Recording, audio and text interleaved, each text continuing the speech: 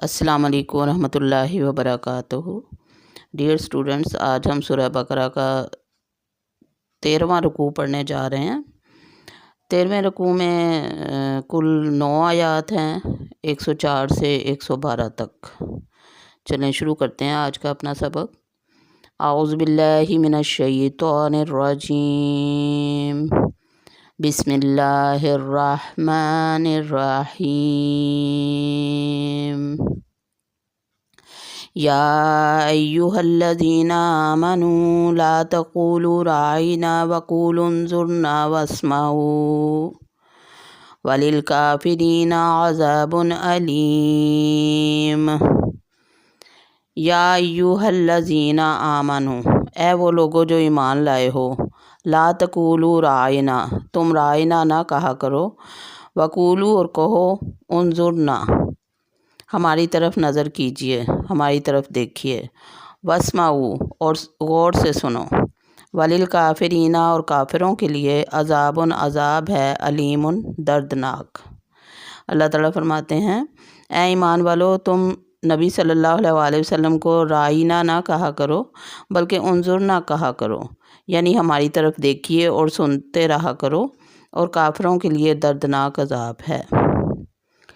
اب یہاں پہ واقعہ یہ ہے کہ نبی پاک صلی اللہ علیہ وسلم جب اسلام کی تعلیم دے رہے ہوتے تھے، جب تبلیغ کر رہے ہوتے تھے، جب لوگوں سے مخاطب ہوتے تھے، تو مسلمانوں کے ساتھ ساتھ کچھ منافق اور یہودی بھی بیچ میں آ کے بیٹھ جاتے تھے تنگ کرنے کے لیے۔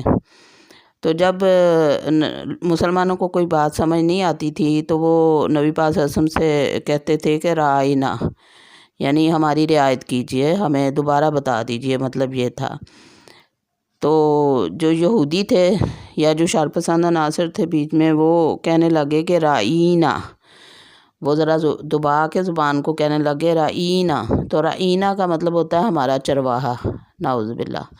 تو اس طرح انہوں نے رعینا کو بدل کے رعینا بنا دیا تھا۔ تو اللہ پاک نے یہاں مسلمانوں کو حکم دیا، تاکید فرمائی کہ وقول انظرنا، تم انظرنا کہہ دیا کرو، رعینا نہ کہا کرو، انظرنا کہہ دیا کرو، تاکہ بات بدلنے کا موقع ہی نہ رہے۔ تو انظرنا کا مطلب ہماری طرف نظر کیجئے، یا ہمیں مطلب یہ تھا کہ ہمیں دوبارہ بتا دیجئے، سمجھا دیجئے۔ واسمعوا اور غور سے سنو، یعنی پہلے ہی غور سے سنا کرو تاکہ دوبارہ پوچھنے کی ضرورت ہی پیش نہ آئے۔ تو یہ اس طرح جو تھے منافقین، وہ تنگ کیا کرتے تھے مسلمانوں کو اور نبی پاک صلی اللہ علیہ وسلم کو، جس کا حل اللہ پاک نے بتا دیا۔ پھر اللہ تعالیٰ نے فرمایا کہ وَلِلْكَافِرِينَ عَذَابٌ عَلِيمٌ، اور یہ جو کافر تنگ کرتے ہیں مسلمانوں کو، ان کے لیے دردناک عذاب ہے۔ آیت نمبر 105۔ مَا يَوَدُّ الَّذِينَ كَفَرُوا مِنْ أَهْلِ الْكِتَابِ وَلَا الْمُشْرِكِينَ أَنْ يُنَزَّلَ عَلَيْكُمْ مِنْ خَيْرٍ مِّنْ رَبِّكُمْ وَاللَّهُ يَخْتَصُّ بِرَحْمَتِهِ مَن يَشَاءُ وَاللَّهُ ذُو الْفَضْلِ الْعَظِيمِ۔ مَا يَوَدُّ الَّذِينَ كَفَرُوا، چاہتے ہیں یہ لوگ جو کافر ہیں، من اہل الکتابی، اہل کتاب میں سے، ولا المشرکین اور نہ مشرکوں میں سے، ان ینزل کہ نازل ہو، علیکم تم پر، من خیر کوئی بھلائی، من ربکم تمہارے رب کی طرف سے، واللہ اور اللہ، یختص خاص کر لیتا ہے، برحمتہ ہی اپنی رحمت کو، من یشاء جس پر چاہتا ہے، واللہ اور اللہ، ذو الفضل العظیم بڑے فضل والا ہے۔ اللہ تعالیٰ فرماتے ہیں کہ نہ تو اہل کتاب کے کافر اور نہ مشرکین چاہتے ہیں کہ تم پر تمہارے رب کی کوئی بھلائی نازل ہو۔ ان کے اس حسد سے کیا ہوا؟ اللہ تعالیٰ جسے چاہے اپنی رحمت اور خصوصیت سے عطا فرمائے۔ اللہ تعالیٰ بڑے فضل والا ہے۔ یعنی ان کی یہ جو باتیں ہیں، اس طرح کی تنگ دلی کی یا اس طرح چھوٹی چھوٹی گھٹیا حرکتیں، ان سے وہ مسلمانوں کو ان کے دین سے تو پھیر نہیں سکتے، اور نہ ہی اللہ تعالیٰ کی رحمت ان پہ نازل ہونے سے روک سکتے ہیں۔ تو اللہ تعالیٰ جس پہ چاہتا ہے اپنی رحمت خاص کر لیتا ہے، کیونکہ وہ بہت بڑے فضل والا ہے۔ آیت نمبر 106۔ ما ننسخ من آیت او ننسیہا ناتی بخیر منہا او مثلیہا علم تعلم ان اللہ علی کل شیء قدیر، ما ننسخ نہیں منسوخ کرتا، من آیاتن کسی آیت میں سے، او ننسیہا یا بھلا دیتا ہے، ناتی لے آتا ہے، بخیرن منہا اس سے بھی بہتر، او مثلیہا یا اس کی مانند۔ علم تعلم کیا تم نہیں جانتے، ان اللہ بے شک اللہ تعالیٰ، علی کل شیء قدیر ہر چیز پر قادر ہے۔ اللہ تعالیٰ فرماتے ہیں کہ جس آیت کو ہم منسوخ کر دیں یا بھلا دیں، اس سے بہتر یا اس جیسی اور لے آتے ہیں، کیا تو نہیں جانتا کہ اللہ تعالیٰ ہر چیز پر قادر ہے۔ تو قرآن پاک کا ایک موضوع ہے ناسخ اور منسوخ، مطلب اللہ تعالیٰ نے پہلے کچھ احکامات دیے ہیں اسلام کے شروع میں، اور بعد میں ان میں ترمیم اور تبدیلی کی ہے، تو ایسی آیتوں کو ناسخ اور منسوخ کہا جاتا ہے۔ جس آیت کا حکم تبدیل کیا گیا ہے اسے منسوخ کہتے ہیں، اور جس آیت سے تبدیل کیا گیا ہے اسے ناسخ کہتے ہیں۔ تو اب اس میں بہت سی مثالیں ہمیں ملتی ہیں، جیسے اللہ پاک نے پہلے فرمایا تھا کہ جو روزہ نہ رکھ سکے تو اسے چاہیے کہ وہ رکھوا دے، اگر روزہ رکھنے کی طاقت نہ رکھتا ہو تو وہ فدیہ دے دے، مطلب رکھوا دے کسی کو۔ لیکن پھر اللہ نے حکم دیا کہ وَأَن تَصُومُوا خَيْرٌ لَكُمْ، اگر تم خود روزہ رکھو تو تمہارے لیے بہتر ہے۔ اب پہلی آیت منسوخ ہو گئی، دوسری ناسخ ہو گئی، دوسری پر عمل کیا جائے گا۔ یعنی اب اگر انسان ٹھیک ٹھاک ہے اور روزہ نہیں رکھنا چاہتا تو ایسا نہیں ہو سکتا کہ وہ نہ رکھے، بلکہ ہر صحت مند بالغ ایمان والے پر روزہ فرض ہے۔ پھر اللہ تعالیٰ نے پہلے بیوہ کی عدت 1 سال بتائی تھی کہ 1 سال تک ان کو فائدہ دیا جائے، ان کو ان کے گھروں سے نہ نکالا جائے، لیکن بعد میں وہ حکم تبدیل ہو گئے تو 4 ماہ 10 دن کا حکم رہ گیا تھا، تو اب اس پہ عمل ہوتا ہے۔ 4 ماہ 10 دن بیوہ کی عدت ہے، تو پہلی آیت منسوخ ہو گئی، دوسری ناسخ ہو گئی۔ اب اس بات پر بھی ان کو اعتراض تھا اہل کتاب کو، کفار کو، کہ قرآن کا حکم بدلتا رہتا ہے، تو اللہ تعالیٰ نے ان کو وضاحت کی اس چیز کی کہ جس آیت کو ہم منسوخ کر دیں یا بھلا دیں تو اس سے بہتر یا اس جیسی لے آتے ہیں، کیا تو نہیں جانتا کہ اللہ تعالیٰ ہر چیز پر قادر ہے۔ تو اللہ تعالیٰ کی قدرت ہے، اس کی مرضی ہے، وہ جو چاہے کرے، تو ہمیں اعتراض کرنے کا کوئی حق نہیں بنتا۔ ٹھیک ہے، اللہ تعالیٰ نے پہلے جو حکم دیا، پھر اللہ نے جو مناسب وقت کے لحاظ سے جو مناسب سمجھا اس میں تبدیلی کر دی، تو ہمیں آمنا و صدقنا کہنا چاہیے۔ آیت نمبر 107، علم تعلم ان اللہ لہ ملک السماوات والارض وما لکم من دون اللہ من ولی ولا نصیر۔ علم تعلم کیا تم نہیں جانتے، ان اللہ بے شک اللہ تعالیٰ، لہو اسی کے لیے ہے، ملک السماوات والارض بادشاہی آسمانوں اور زمین کی، وما لکم اور نہیں ہے تمہارے لیے، من دون اللہ اللہ کے سوا، من ولی کوئی دوست، ولا نصیر اور نہ مددگار۔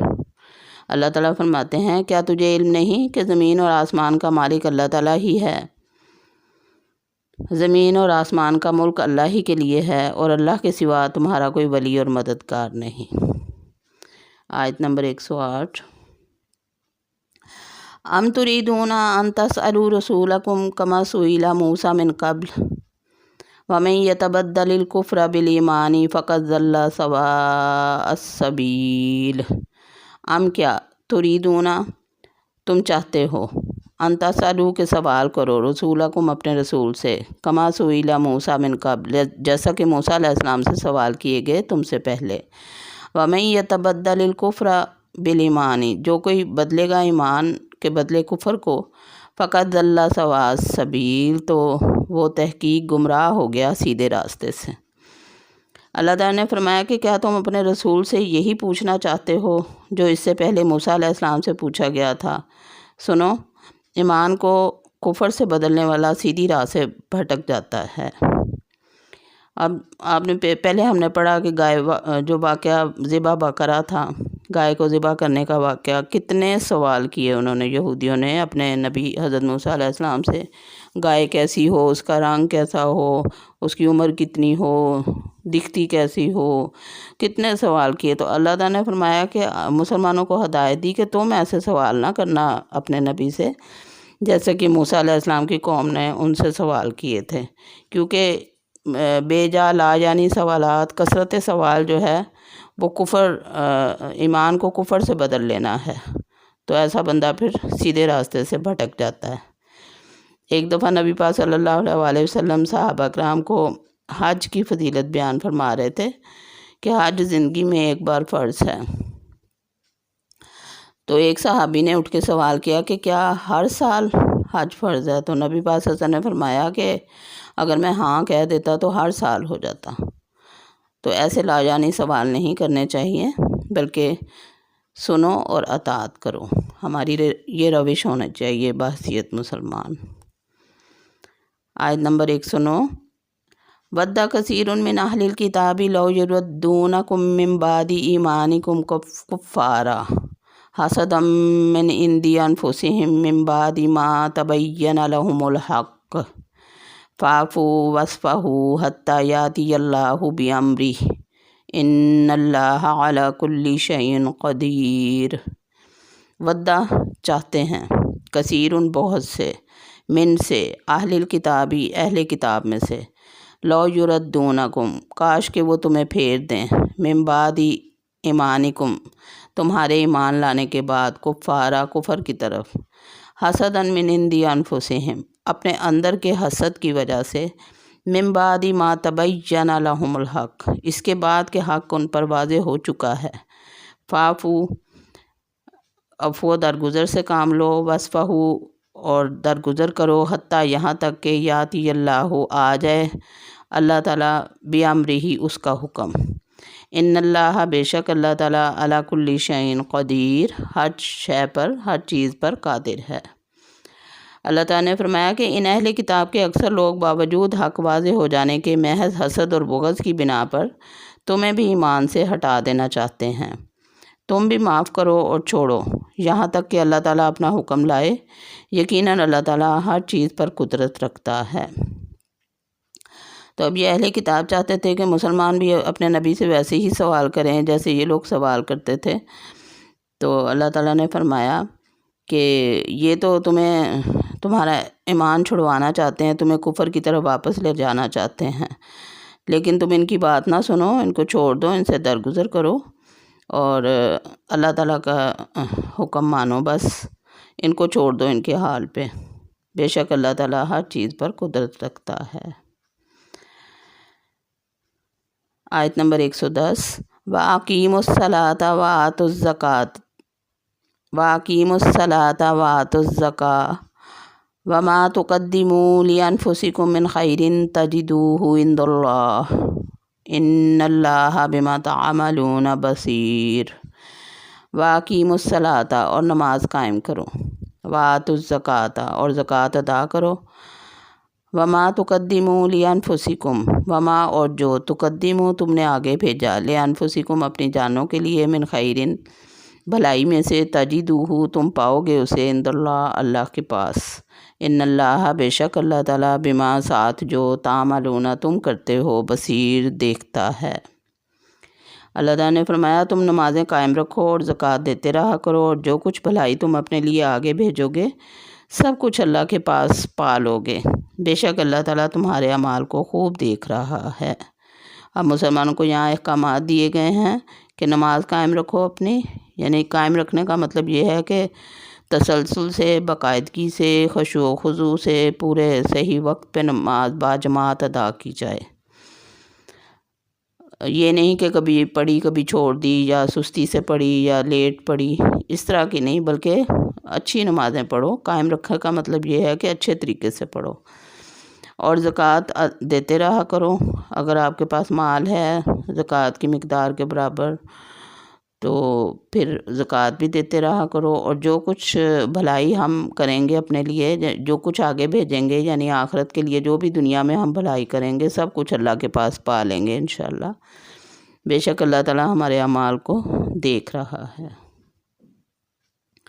آیت نمبر 111، وَقَالُوا لَن يَدْخُلَ الْجَنَّةَ إِلَّا مَنْ كَانَ هُودًا أَوْ نَصَارَىٰ تِلْكَ أَمَانِيُّهُمْ قُلْ هَاتُوا بُرْهَانَكُمْ إِن كُنتُمْ صَادِقِينَ۔ وَقَالُوا اور انہوں نے کہا، لن ہرگز نہیں، یدخل الجنت داخل ہوگا جنت میں، الا سوائے من کانا جو ہو، ہودن یہودی، او نصارہ یا عیسائی، تل کا یہ امانیہم ان کی آرزویں ہیں، تمنائیں ہیں، خواہشات ہیں۔ کل کہہ دیجئے ہاتھو لے آؤ، برہانکم اپنی دلیل، ان اگر تم ہو صادقین سچے۔ اللہ تعالیٰ فرماتے ہیں کہ یہ کہتے ہیں کہ جنت میں یہود و نصارہ کے سوا اور کوئی نہ جائے گا، یہ صرف ان کی آرزویں ہیں۔ ان سے کہو کہ اگر تم سچے ہو تو کوئی دلیل تو پیش کرو۔